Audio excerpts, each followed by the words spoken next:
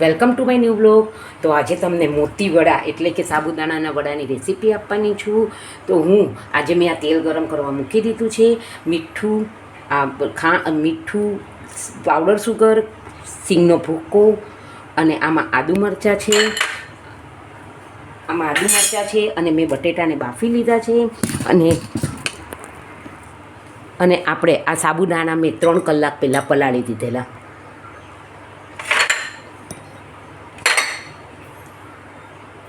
અને હવે આમાં બટેટાને પણ મેં બાફી લીધા છે. એપ્રોક્સિમેટલી જો તમારે સાબુદાણાનું માપ વધારે લેવું હોય, મેં અહીંયા આગળ સાબુદાણાનું પ્રમાણ વધારે લીધું છે અને બટેટાનું પ્રમાણ ઓછું લીધું છે.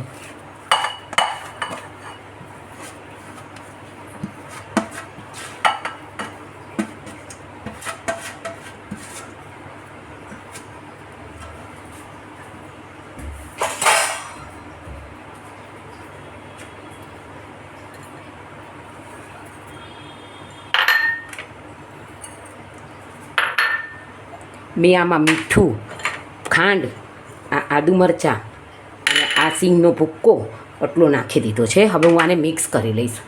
તો તમે જોઈ શકો છો કે મેં આ બધા સાબુદાણાનું ઓલું બનાવી લીધું છે. હવે હું આને વડાને આમાં આપણું તેલ ગરમ થઈ ગયું છે.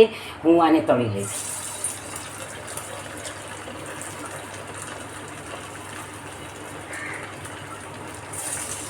મેં અત્યારે ગેસ ધીમો જ રાખ્યો છે. તો તમે જોઈ શકો છો કે આપણે આ વડા તળાવવા માંડ્યા છે અને આ ફટાફટ થઈ ગયા છે. એટલે હવે હું આને મીડિયમ ગેસે તળીશ. અને તમે જોઈ શકો છો કે આપણા એકદમ સરસ મોતીવાળા સાબુદાણાના વડા તૈયાર છે. આને તમે સિંગદાણા અને દહીંની ચટણી સાથે પણ પીરસી શકો છો. અને આને તમે જરૂરથી ઘરે એક્સપેરિમેન્ટ કરજો. જો તમે સાબુદાણાનું પ્રમાણ વધારે રાખશો તો આપણા મોતી જેવા થશે અને સ્વાદ પણ ઘણો સરસ આવશે. મેં આમાં કોઈ પણ કોર્નફ્લાવર કે એનો ઉપયોગ નથી કર્યો, એટલે તમે આમાં અપવાસમાં પણ લઈ શકો છો. તો thank you for watching my video.